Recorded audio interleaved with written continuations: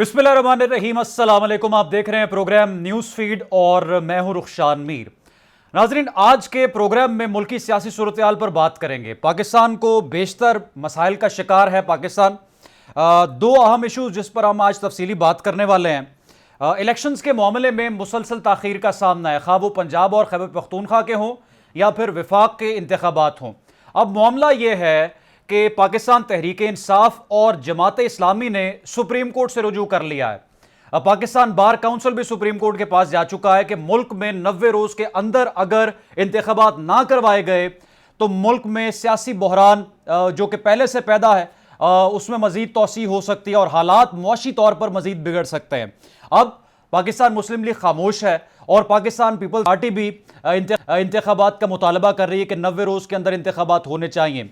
लेकिन सवाल यह है कि जब चीफ जस्टिस ऑफ पाकिस्तान ने 9 मई को खैबर पख्तूनख्वा और पंजाब में इंतखाबात करवाने के अहकाम दिए थे, उन पर तो अमल दरामद नहीं हुआ, तो क्या अब अगर सुप्रीम कोर्ट की जानिब से ऑर्डर सामने आए कि मुल्क में इलेक्शन 90 रोज के अंदर होने चाहिए तो उसकी कुछ इंप्लीमेंटेशन भी होगी।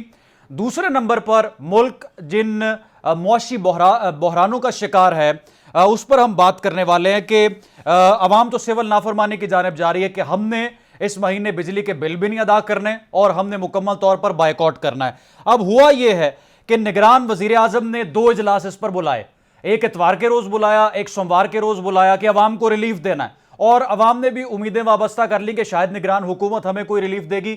लेकिन सूरत हाल जनाब अली ये बनी है कि IMF ने रिपोर्ट तलब कर ली और प्लान मांग लिया। IMF कहता है कि अगर आप बिजली बिलों पर रिलीफ देंगे तो फिर टैक्स कलेक्शन कैसे होगी और हमारे साथ जो आपने मुआहदा कर रखा है उसको किस तरह से पाया तकमील तक पहुंचाएंगे। आज FBR के नुमाइंदों का और IMF की टीम के वर्चुअल मुज़ाकरात हुए हैं और उन्होंने 2 टोक सवाल सामने रख दिए हैं FBR के कि टैक्स कलेक्शन फिर किस तरह से करेंगे अगर आपने अवाम को रिलीफ देना है तो।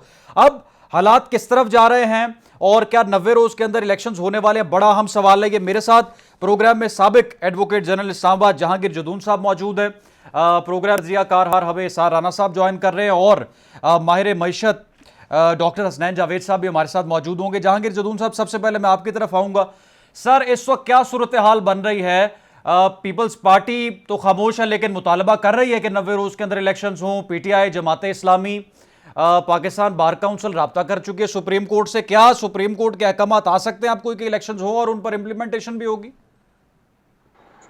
देखिए, अब ये जब से नेशनल असेंबली और प्रोविंशियल असेंबली डिज़ाल्व हुई हैं तो ओपिनियन यही डेवलप हो रही है ज़्यादातर कि इलेक्शन जो है, जो कॉन्स्टिट्यूशनल मैंडेट है उसके मुताबिक होने चाहिए।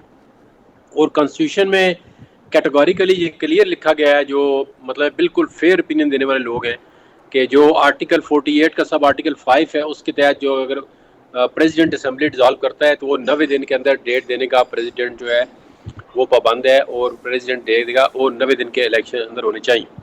अब इसमें कंट्रोवर्सी पैदा तब हुई है कि जब इस गवर्नमेंट, जो PDM की गवर्नमेंट थी, इसके आखिरी दिनों में इन्होंने एक CCI की मीटिंग बुला के सेंसस को नोटिफाई कर दिया है। अब सेंसस को जो नोटिफाई करने का जो आर्टिकल 51 है उसका बेसिक कॉन्सेप्ट ये है कि जब सेंसस को आप नोटिफाई करेंगे तो आप सीट्स जो हैं नेशनल असेंबली की जो प्रॉमिस के अंदर है उनको री अलॉट करेंगे, यानी कि उसके अंदर सीटें इंक्रीज होने का या डिक्रीज होने का जो भी मैकेनिज्म होगा वो कॉन्स्टिट्यूशन के मुताबिक सेटल होगा। अब जब सीटें इंक्रीज नहीं हो सकती, कॉन्स्टिट्यूशन के अंदर अमेंडमेंट नहीं हो सकती, क्योंकि पहली दफ़ा जब 2017 में कॉन्स्टिट्यूशन अमेंडमेंट करके इलेक्शन किया गया तो अब अगर कॉन्स्टिट्यूशन अमेंडमेंट तो हो ही नहीं सकती क्योंकि असम्बली में अक्सरियत ही नहीं थी, कॉन्स्टिट्यूशन अमेंडमेंट 2/3 मेजॉरिटी नहीं थी। उसके बाद असम्बली डिज़ॉल्व हो गई है तो इन्होंने कहा जी सीटें तो हम नहीं बढ़ा रहे, जो कॉन्स्टिट्यूशन की वायलेशन है, तो आप डीलिमिटेशन फिर किस लिए करते हैं? उसका पर्पस क्या है डीलिमिटेशन का? तो डीलिमिटेशन तो कॉन्स्टिट्यूशन नहीं कहता। कॉन्स्टिट्यूशन तो एक वो जो आर्टिकल 220 है उसमें कहता है कि डीलिमिटेशन के लिए जो प्रोसेस होगा वो इलेक्शन कमीशन करेगा, लेकिन उसके लिए कोई क्लियर कट जो है वो आर्टिकल आइन के अंदर नहीं है कि डीलिमिटेशन इलेक्शन से होनी ज़रूरी है। उसकी प्रोविजन इलेक्शन एक्ट के तहत मौजूद है, सेक्शन 17 2017 का जो इलेक्शन एक्ट है, लेकिन उसमें भी है कि डीलिमिटेशन इसलिए होगी कि आप सीट की रीएडजस्टमेंट करेंगे, सीटें अलॉट करेंगे। जब वो नहीं होनी है तो इलेक्शन का जो मैंडेट है, कॉन्स्टिट्यूशन का जो सुपर मैंडेट है कि आप 90 डेज के अंदर इलेक्शन करें, तो वो जो है ज़रूरी है। उसकी रीज़न ये है कि एक दफ़ा जब आप इससे डेविएट कर गए तो फिर जिस तरह उन्होंने कहा था मार्शल लॉ के दौर में जी इलेक्शन होंगे 90 दिन के अंदर, फिर 90 दिन पता नहीं या 3 महीने कहाँ पे जाके रुकते हैं पता नहीं है।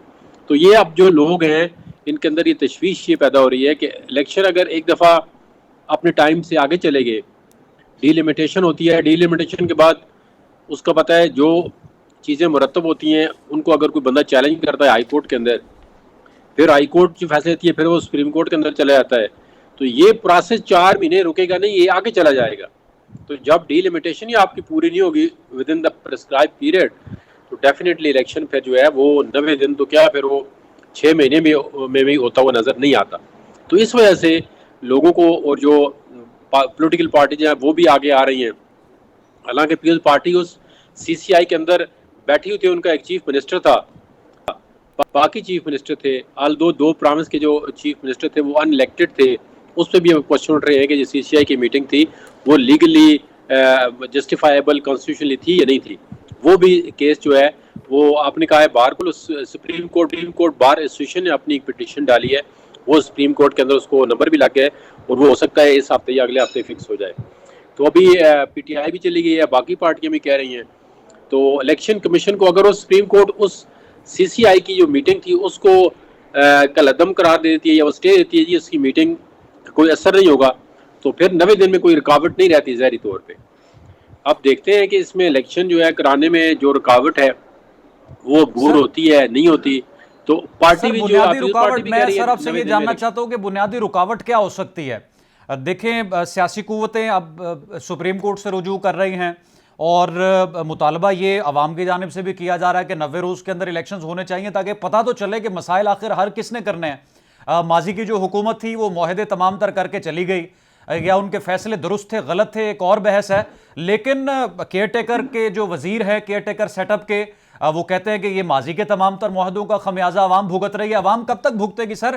क्या इलेक्शन कमीशन को अहकामात अगर सुप्रीम कोर्ट दे तो उसकी नफी कर देगा इलेक्शन कमीशन?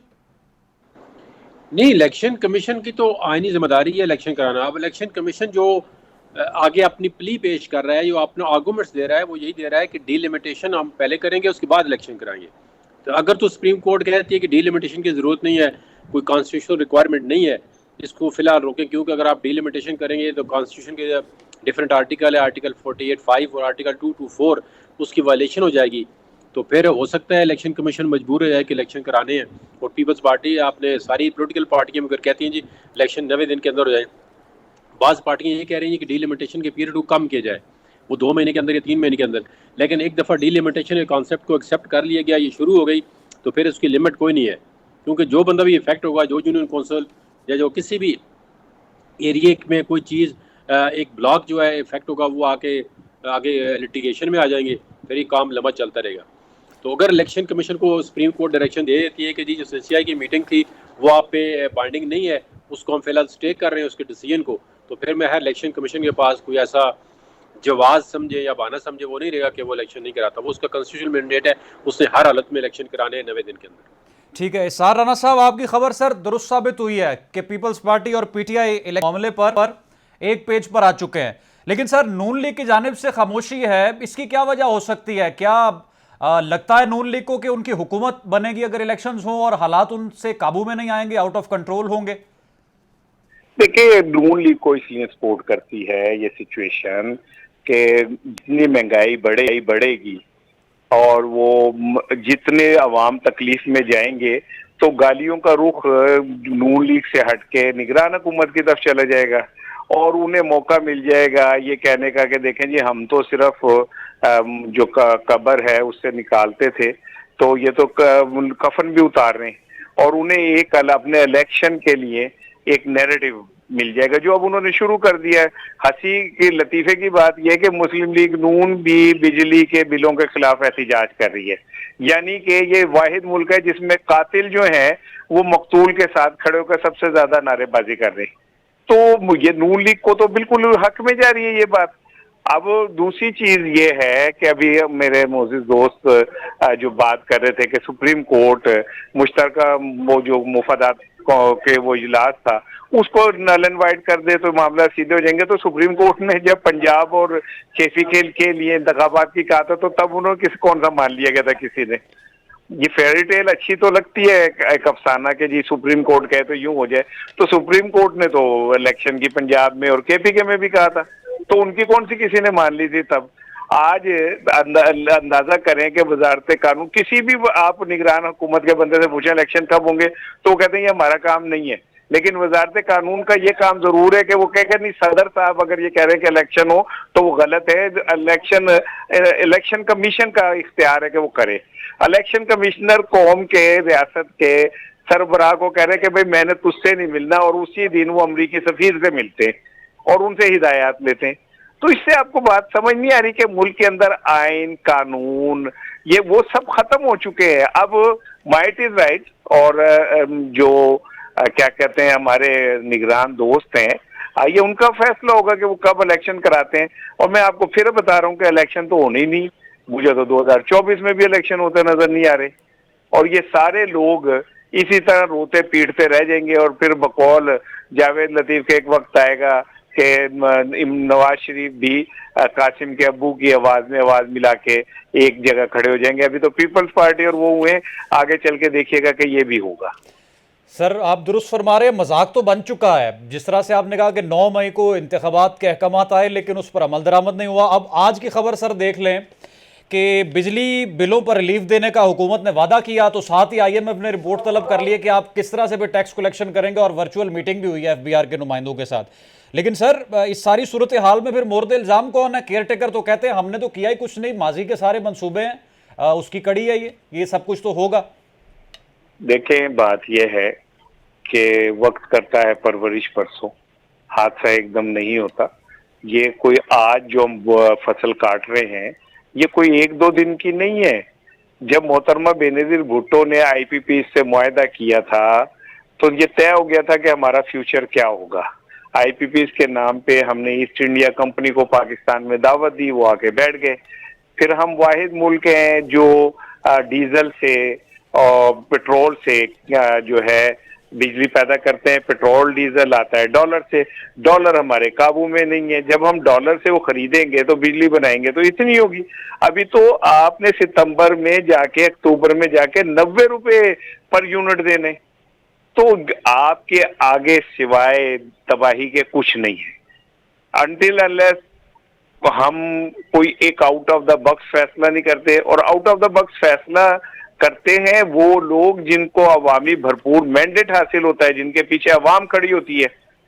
और जो अब देखे ना, अगर आज हमारा वजीर आजम साहब ये ऐलान कर दें कि आज वजीर आजम हाउस की कोई फालतू लाइट नहीं जलेगी, सिर्फ उस कमरे की जलेगी जहां मैं बैठूंगा, और ब्यूरोक्रेसी के तमाम AC आज से बंद हो जाएंगे, और 90,000 गाड़ियों को, सरकारी गाड़ियों को जो पेट्रोल जाता है वो आज से बंद हो जाएगा, और जो अफसरों को हम इजाफी यूनिट बिजली मुफ्त देते हैं वो बंद हो जाएगी, तो अवाम भी कुर्बानी देने के लिए तैयार हो जाएंगे।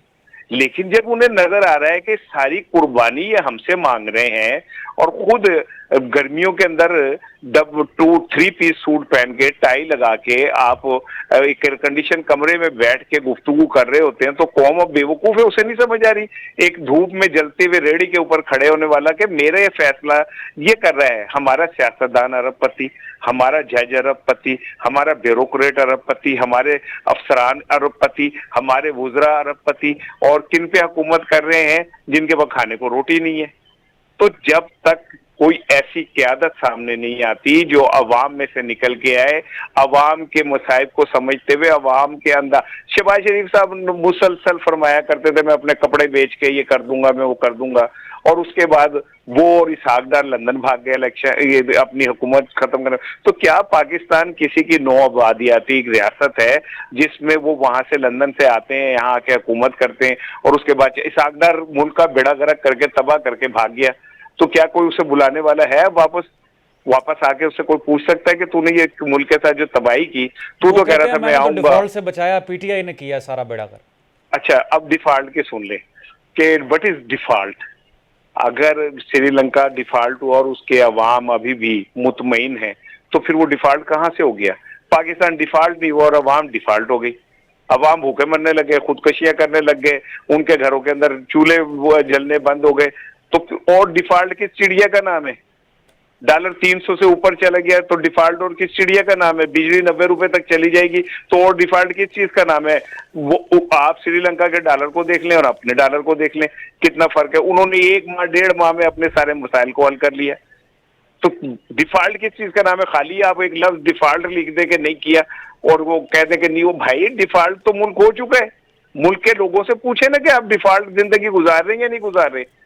खाली ये कह देना हमने डिफॉल्ट से बचाया। तो ये जब तक भाई आप एक फेयर एंड फ्री इलेक्शन नहीं कराते जिसमें पाकिस्तान के तमाम सियासी स्टेक होल्डर्स को मौका मिलता है, अवाम अपनी मर्जी से मैंडेट से अपने लोग मुंतखब करती है, अदरवाइज 100 इंतखाबात करा लें, ताश के पत्तों को फेंटते जाए, कभी बेगम ऊपर, कभी जोकर ऊपर, कभी बादशाह ऊपर फेंटते रहे, वो ही 52 पत्ते रहेंगे आपके पास। वो इसमें कोई चेंज नहीं होगा। आप जुराबें, बदबूदार जुराबें सीधे पैर के उतार के उल्टे में पहन ले, उल्टे वाली सीधे में पहन ले और आप कहेंगे हमने तब्दीली लिया, तो नहीं आएगी अनटिल अनलेस उन जुराबों को जला नहीं देते और उनकी जगह पैर अच्छी तरह धो के नई जुराबें नहीं पहनते।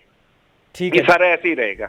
अच्छा जहांगीर जदून साहब, मैं आपका कमेंट सर इस पे चाहूंगा। साइफर केस में आज चेयरमैन पीटीआई का 14 रोजा जुडिशल रिमांड मंजूर किया गया है और चेयरमैन पीटीआई ने वजारत कानून की अटक जेल में साइफर केस की समाअत मुंतकली का नोटिफिकेशन चैलेंज कर दिया। आज उनके लॉयर ने प्रेस कॉन्फ्रेंस भी की है, कहा है कि वही खस्ता हालत है जेल के अंदर, क्या उनको खाने को दिया जा रहा है या क्या उनके हालात है, लेकिन अब वो जेल में एडजस्ट हो चुके हैं। सर, साइफर केस पर आप बतौर एक लीगल एक्सपर्ट क्या कमेंट करेंगे? क्या आप जिस तरह से साबिक वजीर कानून कह रहे थे कि अगर इस केस में उनके खिलाफ फैसला आया तो 2 से 14 साल की सजा उन्हें हो सकती है और फिर आना उनका बाहर आसान नहीं, सर इसका क्या मुस्तकबिल है? ये देखें, जो भी आप किसी भी केस बनाते हैं ना, उसकी एक तो जो ग्राउंड्स हैं वो साउंड होने चाहिए। न सिर्फ ये कि आप उसको सिर्फ एक मखसूस टाइम के लिए जेल के अंदर रखना चाहते हैं और एक किसी प्रोसेस के अंदर से उसको आउट करना चाहते हैं, ये इंटेंशन अगर होगी आपकी तो इसका मतलब है आपका केस वो जेन्युइन नहीं है। अगर आप केस बनाना चाहते हैं सही, तो फिर उसके लिए प्रोसिक्यूशन को बिहाइंड रीजनेबल डाउट जो है एक केस साबित करना पड़ेगा।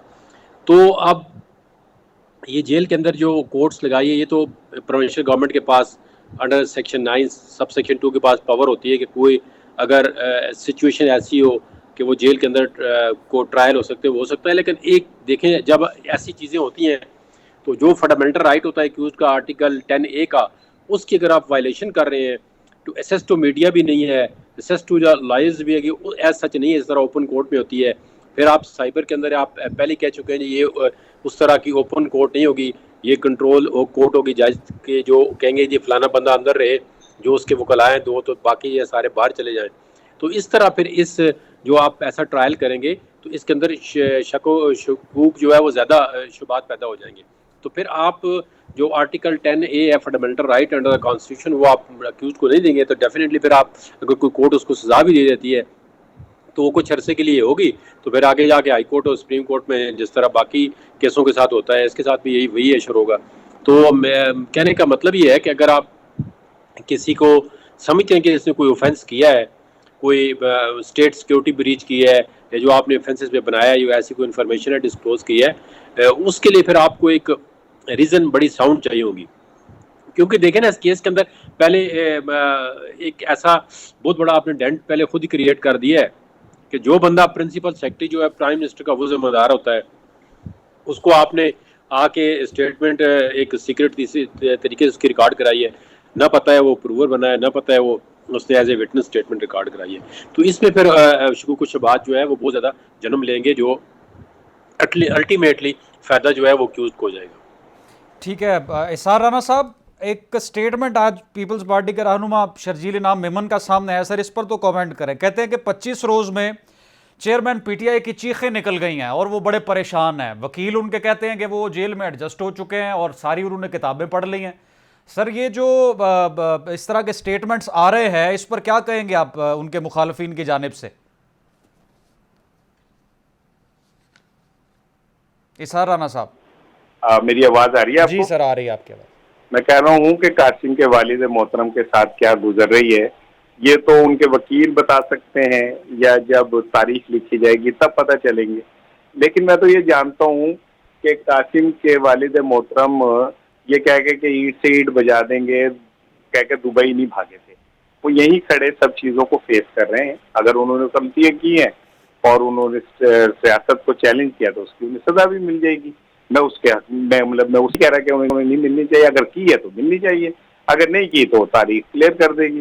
दूसरी चीज ये है कि शर्जील मेमन हो गए और इस तरह के लोग जिनका बच्चे बच्चे को सिंध के कराची के पता है कि ये कितने करप्ट लोग हैं, अगर वो अब कासिम के अब्बू के खिलाफ बोलेंगे तो ये तो कासिम के अब्बू की हेल्प कर रहे हैं वो, तो जितना वो उनके खिलाफ बोलेंगे उतना लोगों के अंदर कासिम के अब्बू की तरफ तवज्जो बढ़ेगी। मैं तो ये समझता हूँ कि अगर आपने कासिम के अब्बू को फेल करना है, जैसे कि आप मीडिया शीडिया में कर पाने लगाई हुई है, तो बेहतर तरीका ये कि आप इन बच्चे बालकों को भी कह दें कि उन पर आप कमेंट करना छोड़ दें, तब शायद कोई बेहतरी हो सके। अदरवाइज भाई वो जो उनकी चीखें निकल रही हैं वो निकल रही हैं, तो अगर ये अलग बात है कि हाँ उनकी कोई वीडियो शीडियो बन के इन्हें भेजी गई है, जैसे कि इतलात हैं कि कुछ लाडलों को लाडलियों को इस तरह की चीजें भेजी गई है, तो मैं कह नहीं सकता, लेकिन ये है कि बज़ाहिर तो वो खड़ा हुआ है और फेस कर रहा है सब चीजें। ठीक है जहांगीर जदून साहब, ये जो सर का मामला है, जब तकरीर पीटीआई चेयरमैन ने की थी तो वो तकरीर उन्होंने की थी 27 मार्च 2022 को, जब उन्होंने जेब से ख़त निकाला था और कहा था कि ये देखें मेरे पास सबूत मौजूद हैं, अमरीकी साजिश हुई है। और उसके बाद फिर उन पर इल्ज़ामात लगना शुरू हुए कि ये कोई कॉन्क्रीट उनके पास ना साइफर है ना कोई एविडेंस है। उन्होंने महज एक ऐसी कैंपेन उन्होंने चला दी है जो अपने मुल्क के मफादात के ख़िलाफ़ है। और फिर इसमें अगस्त के पहले हफ्ते में ये बिल बना ऑफिशियल सीक्रेट एक्ट का, और फिर उसको पार्लियामेंट से मंजूर करवाया गया, सेनेट से मंजूर करवाया गया। तो सर वो की गई तकरीर अब ऑफिशियल सीक्रेट एक्ट की खुसूसी अदालत में इस केस की समाअत हो रही है। तो ये जो सारा मुकदमा है, अब शाह महमूद कुरैशी हो या इमरान खान हो या कोई उनकी पार्टी का कोई और रहनुमा इसी साइफर के मामले में है, तो सर ये सारों पर मुकदमा जो है ऑफिशियल सीक्रेट एक्ट की खिलाफ वर्जी के हवाले से ही चलेंगे खुसूसी अदालतों में। ये देखें, जो इन्होंने केस बनाया है वो एक एफआईआर जो है वो मेरे सामने है, मैं आपको बता देता हूँ पढ़ के। ये जो डेट एंड व्हेन रिपोर्ट 15/8/2023 की एफआईआर उन्होंने की है। जो इंसिडेंट है वो ज़ाहिर है 28/3/2022 का उन्होंने एक वाक़या जो कहते हैं बनी गाला में इनकी एक मीटिंग हुई है, तो वहाँ पे ये कहा गया जी कि साइफर को हमने यूज़ करना है पोलिटिकली, और इसका जो बेनिफिट है वो पीटीआई ने लेना है, और इसको पीडीएम गवर्नमेंट या जो उनकी गवर्नमेंट टॉपल हुई है उसको एक सोर्स बनाना है, एक मोटिवेशन के तौर पे जलसों में भी, और यूज़ कर रहा है कि एक जो फॉरेन कंस्पिरेसी थी, जिस तरह कहते हैं जी इम्पोर्टेड गवर्नमेंट है कि अमेरिका ने हमारी गवर्नमेंट जो है इनके साथ मिल के टॉपल की है। तो इसमें जो उन्होंने अमेंडमेंट की है वो इस पर एप्लीकेबल नहीं है, क्योंकि ये जो एफआईआर जो है 15/8 की है और इंक्वायरी बहुत पहले शुरू चुकी थी। तो ये जो पहला ऑफिशियल सीक्रेट एक्ट है 1923 का विदाउट एनी अमेंडमेंट, उसके अंदर ही चलेगा। अब लेकिन जो उन्होंने एफआईआर में सेक्शन लगाई है 5 या सेक्शन 9, तो उसमें यह है कि ये इनको फिर ये सारी चीज़ें साबित करनी पड़ेगी। जैसा कि मैंने पहले कहा है, इसमें जो एक अक्यूज्ड है आजम खान, उनको इन्होंने, अब मुझे नहीं पता कि ये प्रूवर बनाना चाहते हैं, ये एज ए विटनेस उनकी 164 की स्टेटमेंट रिकॉर्ड हुई है, लेकिन अभी तक वो स्टेटमेंट जो है ना मीडिया के पास है ना जो उनके वकला है उनके पास है। साइफर देखें, एक तो ये बात आपको माननी पड़ेगी कि इमरान खान ने कहा था कि जी साइफर मुझसे गुम हो गया है। अब वो कहते हैं जी कि साइफर जो है मिनिस्ट्री ऑफ फॉरेन अफेयर्स में मौजूद है। तो इसमें आप देखें इन्वेस्टिगेशन एजेंसी जो एफआई है वो तहकीकात करके जब चालान कोर्ट के अंदर सबमिट करेगी, तो अगर उसकी चालान की कोई कॉपी या मीडिया को अवेलेबल होगी या किसी तरह पब्लिक को मिल गई, तो फिर उससे हम देखेंगे कि उसके अंदर किस किस्म की इन्वेस्टिगेशन हुई है, आया वो ऑफेंस को ट्रैक्ट करती है नहीं करती, तो फिर उसके बाद ही पता चलेगा। अभी तक तो शाह महमूद कुरैशी साहब जो है फिजिकल रिमांड पे हैं, इमरान खान जुडिशल रिमांड पे हैं, आजम खान जो है वो बन गया विटनेस बन के बाहर है, और असद उमर जो है वो भी बेल पे हैं। तो ये 4 जो उन्होंने मेन एक्यूज जो है इसमें एफआईआर में नामजद किए हैं। तो इसमें अब जब इसका चालान 173 का स्पेशल कोर्ट में सबमिट होगा तो उसके बाद पता चलेगा कि कौन सी एक्विजिशन थी, क्या जो प्रोसिक्यूशन है ये एक्विजिशन साबित करने में कामयाब हो जाएगी या नहीं होगी। नहीं सर, ये मुकदमा तो पिछले साल का है, मार्च 2022 का है, और ये जो ऑफिशियल सीक्रेट एक्ट का कानून है ये तो अगस्त 2023 में पास हुआ है। तो जितने लोग नहीं ऑफिशियल ऑफिशियल सीक्रेट एक्ट जो है 1923 का है, ये कॉलोनियल लॉ है, गोरों का बना हुआ है। इसके अंदर जो अमेंडमेंट हुई है ये अभी हुई है, वो 18 अगस्त से वैलिड है, जी लेकिन जी वो सर, वाली वही अमेंडमेंट तरमीम जो जो है हुई है वो उसमें अभी ये वो हुकूमत ने जो तरमीम करवाई इन पे है। एप्लीकेबल नहीं है, वो तरमीम इन पे एप्लीकेबल नहीं है, वो रेट्रोस्पेक्टिव नहीं है, वो अपने 18 तारीख से आगे ही एप्लीकेबल है। और जबकि इनकी एफआईआर जो है, ये एफआईआर जो एफआईए की है, ये 15 अगस्त को हुई है। ठीक है, इसार राना साहब, ये साइफर के मामले पर भी सर जरा कमेंट करें। साबिक वजीर दाखिला राना सनाउल्लाह कहते रहे कि वजारत खारजा में साइफर मौजूद है, और इस हवाले से सर आपके साथ बात करते हैं एक ब्रेक के बाद।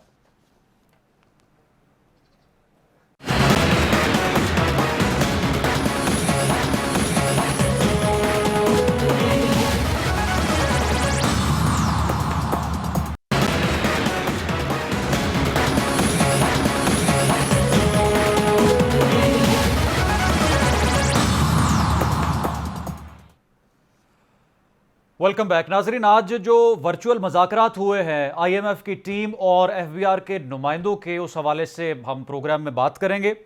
जैसा कि आपको मैंने पहले बताया प्रोग्राम में कि निगरान वज़ीर आज़म ख्वाहिशमंद थे कि अवाम को रिलीफ मिलना चाहिए, उन्हें रिलीफ दिया जाएगा।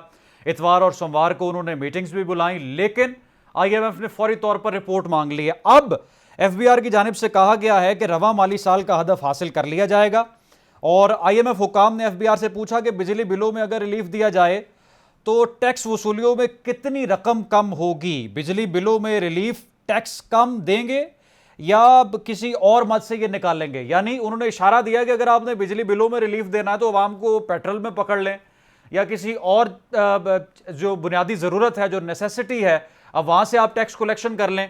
तो लेकिन हमें हमारे साथ जो आपने मुआहदा किया उस पर पूरा उतरना है। मेरे साथ प्रोग्राम में माहिर मईशत डॉक्टर हसनैन जावेद साहब मौजूद हैं। डॉक्टर साहब, शुक्रिया आपके वक्त का। सर, पेट्रोल की कीमतों में इजाफे की खबरें हैं, बिजली का निर्ख भी बढ़ा दिया गया है, और निगरान वजीर आजम जिस तरह से कह रहे थे कि हम रिलीफ जरूर देंगे, नजर नहीं आ रहा कि सर वो रिलीफ देंगे। देखें मीर साहब, बात यह है कि उनके इख्तियार में ही नहीं है रिलीफ देना। वो मैक्सिमम जो कर सकते हैं वो ये कर सकते हैं कि आपकी जितनी, यानी चीखते पुकारते जितने बिजली के बिल आए हैं, यानी तारीख की बदतरीन तारीख भी ऐसी नहीं होगी जितना की तारीख ये बनने जा रही है, जो जितना मामलात हुए हैं उसके अंदर होगा ये कि सिर्फ ये बिल किस्तों में हो जाएंगे, या बहुत ज्यादा भी अगर आपके साथ मामला अच्छा किया उन्होंने तो आपसे आधा बिल अब ले लिया जाएगा, आधा सर्दियों में जब आपकी जो बिजली इस्तेमाल नहीं हो रही होगी तब वो उसको एडजस्ट करेंगे। टोटल एडजस्टमेंट पे चलेगा, लेकिन कब तक चलेगा? पॉइंट सबसे बड़ा ये है कि आपका जो खसारा था, आपका जो सर्कुलर डेट है, IMF की तरफ से सबसे बड़ी शर्त ये थी, जो आपको ये बेल आउट पैकेज देने से पहले भी उन्होंने दी थी, उन्होंने कहा था कि सबसे बड़ा क्वेश्चन मार्क लगा के भेजा था, अपना सर्कुलर डेट कम करें।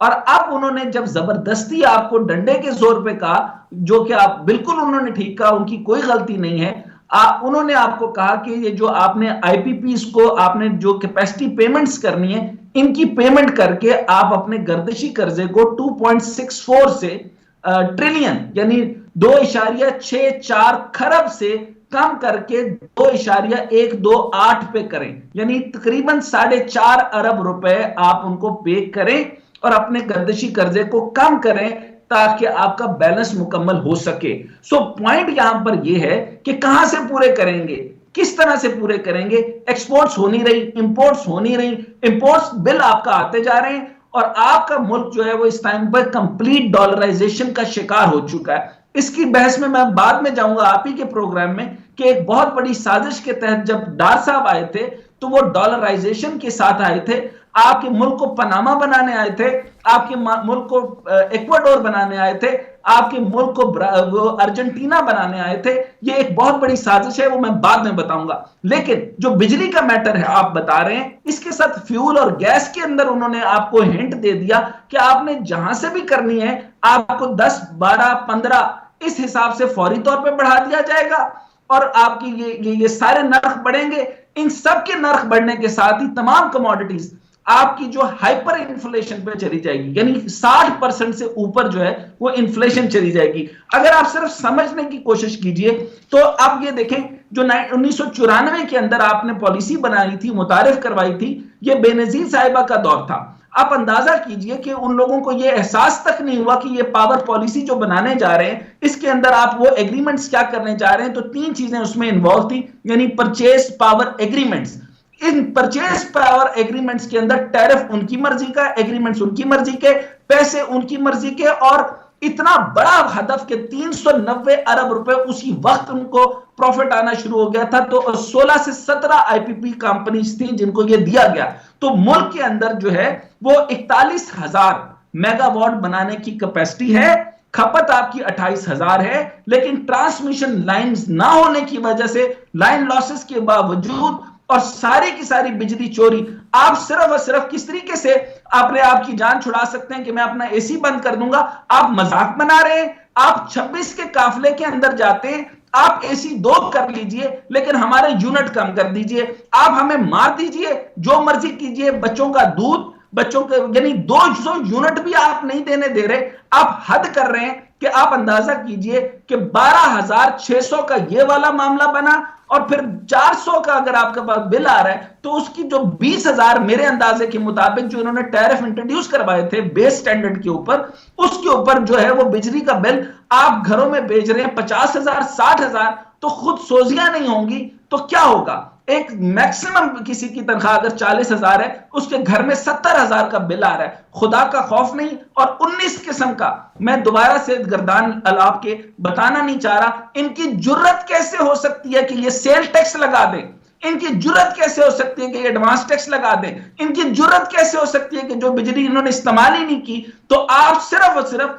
200 के ब्रैकेट के ऊपर इस्तेमाल किया, तो 1 यूनिट भी अगर आपने आगे कर दिया तो आपको ये स्लैब 4,000 के ऊपर पे ले जाएंगे। यानी इन्होंने स्लैबें कैसे बनाई हैं कि 1,000 आपने 100 यूनिट इस्तेमाल किए तो आपके तकरीबन 8,000 तक बिल आ रहा है, फिर आपने 200 यूज किए तो 12,000, फिर इस तरीके से आप जैसे जैसे आएंगे 4-4, 5-5, 10-10, 15-15,000 की स्लैबें बढ़ती जाएंगी। ये यकीन कीजिए कि एक बहुत बड़ा जो है वो नुकसान होने जा रहा है। प्लस 500 अरब की बिजली चोरी, और उसके ऊपर आप ये मजाक कर रहे हैं कि 17 से 22 ग्रेड के लोगों की बिजली माफ। मुझे ये बताएं कि जिसका बिल आया था, जिस भी ग्रेड के अफसर का जो वापडा में बैठा था, वो किसके पैसों से बना रहा था जी। अगर आप जो है आपको बिजली मुफ्त है तो मेरे मुल्क के अंदर जो सबसे बड़ी इन्वेस्टमेंट है वो पावर सेक्टर में क्यों हो रही है, सबसे ज्यादा पैसों की खपत उधर क्यों जा रही है, सबसे ज्यादा पैसा उनको क्यों मिल रही है। और फिर मुलाजिम कहते हैं हमारी तनख्वाहों से काटे जाते हैं ये पैसे, फ्री बिजली के या फ्री फ्यूल के, हमारे खिलाफ प्रोपेगेंडा किया जा रहा है। दोबारा फरमाइएगा सर। सरकारी मुलाजिमीन ये कहते हैं कि हमारी तनख्वाहों से ये जो मुफ्त यूनिट्स है या अगर हमें फ्यूल की फैसिलिटी दी जाती है वो सब कुछ काटा जाता है, हमारे खिलाफ खुदारा कैंपेन ना करें मीडिया पे। अच्छा, बिल्कुल गलत, बिल्कुल गलत और बिल्कुल गलत। 17 से 22 की तो मैंने ये बात बताई कि जिनका बिजली के मीटर तक नहीं लगे हुए। अच्छा, मैं उनका ये बता रहा हूं कि उनको कंप्लीट फ्री है। उसके अलावा मैं डॉक्टर साहब मैं आपके पास आता हूं सर, तफसील से इसमें बात करते हैं। सेनेटर गौस न्याजी साहब का मैं रुख करूंगा। सेनेटर साहब, आप निगरान वजीर खजाना शमशाद अख्तर साहिबा खामोश थी, मुल्क के जो भी हालात थे मीडिया पर सवालात उठे कि वो क्यों खामोश है, आज वो मंजर आम पर आई हैं। लेकिन निगरान काबीना के जितने भी मेंबर्स हैं वो बंद कमरों में सहाफ़ियों को यही कहते हैं कि हम क्या करें, ये तो जो माजी की हुकूमत गई है सेनेटर गौस न्याजी साहब की, इन्होंने सारी फाइनेंशियल कमिटमेंट्स की हैं और IMF के साथ हर चीज़ लिखी हुई है, हम कुछ नहीं कर सकते। सर, IMF के साथ क्या मुआहदे किए हैं PDM सरकार ने कि सिर्फ बिलों पर रिलीफ देने के इस बयान पर ही उन्होंने रिपोर्ट मांग ली है सर? देखिए जी, हमने तो 2013 से 18 हमारा दौर देखिए, हमने तो IMF को खैर बात कर दिया था। ये तो 2019 में इमरान खान साहब आए, उन्होंने IMF से मुआहदा किया और मुआहदा करके फिर मुआहदे की वायलेशन की। मतलब 10 उसने कहा, वादा प्रॉमिस किया था कि मैं हर 15 दिन बाद 10 रुपए रेट बढ़ाऊंगा, और फिर जब उसको पता था कि मेरी हुकूमत जा रही है तो बजाय 10 रुपए बढ़ाने के कम करना शुरू कर दिए, एक पॉपुलैरिटी हासिल करने के लिए, जिसकी वजह से पूरा हमारी जो है दुनिया में पाकिस्तान की जो परसेप्शन है वो उस पर नुकसान पहुंचा। पाकिस्तान की जो क्रेडिबिलिटी थी वो खत्म हो गई, और उस मुआहदे के लिए हमें 16 माह इंतजार करना पड़ा। 16 माह के बाद जाके उससे हमने मुआहदा किया, और मुआहदा के अलावा हमारे पास चॉइस कोई नहीं थी, क्योंकि पाकिस्तान डिफॉल्ट होने लगा था। हम नहीं चाहते थे कि पाकिस्तान एक 8वीं मुल्क हो और हम डिफॉल्ट करें, पूरी दुनिया में हमारी बदनामी हो। तो हमने तो ये तो करप्शन साबित करे ना कि हमारे जो जितना अब ये हमारे आप ये दौर जो है वो 13 से 18 वाले देखें, ये 16 महीने ना गिने, 16 महीने में तो हमने कोई हमारे एक पाई की करप्शन कोई साबित कर दे या कोई हमने की हो। हमने देखो इस क्राइसिस के बावजूद 16 माह में हमने 5000 मेगावाट सिस्टम जो है वो बिजली ऐड की है। लाइन लॉसेस थे, सर्कुलर डेट था जो कि खान साहब के दौर में 130 अरब बढ़ा, वो हमने अपने दौर में 157 अरब उसको कम किया। बिल्कुल खत्म तो नहीं हो सकता चीजें, तो हमने तो बहुत सी चीजों को मेन लाइन किया, स्ट्रीम लाइन किया, ताकि अगली हुकूमत है उसको एक मतलब बेस बना के दिए कि हुकूमत हमारी है जिसके भी है वो आके जाके इस जो है ना मसले को साथ लेके चले। और एक बात ये भी बता दूं कि जब इलेक्शन होते हैं जो कि फरवरी में मुतवक्को हैं, तो उसमें जो भी पार्टी जीतेगी वो अकेली इस पोजीशन में ही होगी कि मुल्क को निकाल सके भंवर से। उसको सबको साथ लेके चलना पड़ेगा, तमाम स्टेक होल्डर को साथ लेके चलना पड़ेगा, तब जाके कहीं हमारा मुल्क 2-3 साल में एक क्राइसिस निकलेगा। तो ऐसे ब्लेम करने की बजाय सर अभी भी मुल्क किसी और तजर्बे में दाखिल होगा, फिर इत्तेहादी कोई हुकूमत आप देख रहे हैं सर? बिल्कुल इत्तेहाद मैं कहना तो अगर सपोज कि मुस्लिम लीग नून जीतती है और इस पोजीशन में है, उसकी सीटें 172 ले लेती है, इसके बावजूद तो सबको साथ मिला के चलेगी और क्योंकि जिस तरह स्टेक होल्डर जिस तरह अभी जुलाई में ये उसमें देखो तमाम 12 पार्टियां मिलके और हमारी एस्टेब्लिशमेंट मिलके उन सब ने एक मुल्क को स्ट्रीम लाइन किया है। तो अब जब जी हमने तो ये तय करा कि अगर अवाम हमें मैंडेट देते हैं, हमारी हुकूमत बनती है, हम पीपल्स पार्टी को इवन कि हम पीटीआई को भी दावत दें कि हमारे साथ चले, क्योंकि हमारा मुल्क किसी नई मुहिम का मुतहम्मिल नहीं हो सकता। अब सर 90 रोज में इंतखाबात के हवाले से तो पीटीआई ने सुप्रीम कोर्ट से रुजू किया, जमात इस्लामी भी उनके साथ है और दीगर सियासी कुव्वतें भी ये चाहती है कि 90 रोज के अंदर इलेक्शन हो, लेकिन नून लीग की तरफ से खामोशी है। जो हकीकत है ना जो मैं देख रहा हूँ, जिस इलेक्शन कमीशन की तैयारियां हैं, देखो जो इलेक्शन बिल्कुल आपके पास ठीक है 90 दिन में होने चाहिए। एक तरफ तो हमारा इन कहता है कि 90 दिन में होना चाहिए, दूसरी तरफ ये भी है कि अगर मरदमशुमारी हो जाए तो उसके बाद फिर उसका वेट करना चाहिए, मतलब जो नई हल्का बंदियाँ होनी चाहिए। और मैं इस लिहाज से मैं स्ट्रेस करूंगा कि नई मरदमशुमारी के मुताबिक हल्का बंदी है, उसकी वजह यह है कि ये ऐसी मरदमशुमारी है जिस पे तमाम सियासी पार्टियों का इत्तेफाक है।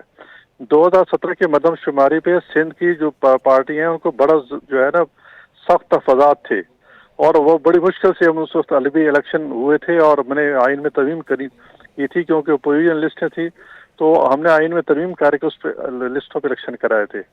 अब इस मरदमशुमारी पे काउंसिल ऑफ कॉमन इंटरेस्ट में इसमें पीपल्स पार्टी भी शामिल थी जो 90 दिन का कह रही है ना जी, उसको भी पता है कि आइनी तौर पर तो 90 दिन में होना चाहिए, लेकिन जो कि मरदमशुमारी है तो नई मरदमशुमारी के मुताबिक इलेक्शन होंगे। तो ये मेरा कहने का मतलब है कि अगर इलेक्शन इस नई मरदमशुमारी पे होंगे तो उसमें सियासी पार्टी के तफाज़ात कम होंगे, इलेक्शन के जो रिजल्ट आएंगे पार्टियां वो भी कबूल करेंगी और मुल्क में पॉलिटिकल स्टेबिलिटी आएगी। जब तक मुल्क में स्टेबिलिटी नहीं आएगी पॉलिटिकल मुल्क हमारा आगे नहीं चल सकता। हम इसलिए कह रहे हैं कि नई मरदमशुमारी पे हो जाए, कितना अच्छे लेट होना कि नवंबर में होते अगर जनवरी के आखिर में हो जाए। हमने आज जो हमारा जो वक्त मिला है इलेक्शन कमीशन से, वहाँ उसने यही कहा है कि खुदार आप जल्दी करें, इसके अगर आप कह रहे हैं 4 महीने में है तो इसको 15-20 दिन और कम कर दें ताकि जल्दी इलेक्शन हो गए। तो हमें तो इंशाल्लाह जब भी इलेक्शन होंगे मुल्क के 2-3 साल में। ठीक है सेनेटर साहब, बहुत शुक्रिया सर आपके वक्त का। डॉक्टर हसनैन जावेद साहब, मैं आपसे लास्ट कमेंट लेना चाहूँगा शो में। सर क्या ये बात दुरुस्त है कि पाकिस्तान में पेट्रोल की कीमतों का तयन, बिजली के यूनिट की कीमत का तयन और पाकिस्तान के अवाम पर कितने टैक्सेस लगाने हैं, ये फैसले अब बराह रास्त IMF करेगा और डिक्टेशन देगा कि ऐसे नहीं ऐसे करें? मीर साहब, सबसे इंपॉर्टेंट बात यह कि ये जो नेगोशिएशन की बात समझा रहे हैं, आपको ये याद होना चाहिए, मैं टेक्निकल बात बता रहा हूं, ये जबरदस्ती उनसे नेगोशिएट कर रहे हैं। स्टैंड बाय एग्रीमेंट जब होता है तो नेगोशिएशन कर ही नहीं सकते। वो जो कह रहे हैं वो डिक्टेट कर रहे हैं, जो आपको समझा रहे हैं उतना आपको टैक्स वसूल ही करना है। ये कोई तरीका कार नहीं बन सकता और ये सारी की सारी आपको फरसूदा बातें समझा रहे हैं। और एक बात बता दूं, अगर आप ये अवाम दोबारा नून लीग की तरफ गई तो बर्बाद हो जाएगी, और अगर पीपल्स पार्टी और पीडीएम की तरफ रही तो ये कहीं की नहीं रहेगी। ये सारे 1974 से लेकर 90 की दहाई के सारे चोर हैं और इन लोगों ने करप्शन करके दयामीर भाषा और ये सारे के सारे हाइड्रो प्रोजेक्ट्स नहीं बनने दिए और इनको तबाह बर्बाद करके आज अवाम को इस हालत में छोड़ दिया कि वो सिर्फ चीखने और चिल्लाने के अलावा कुछ नहीं कर सकते।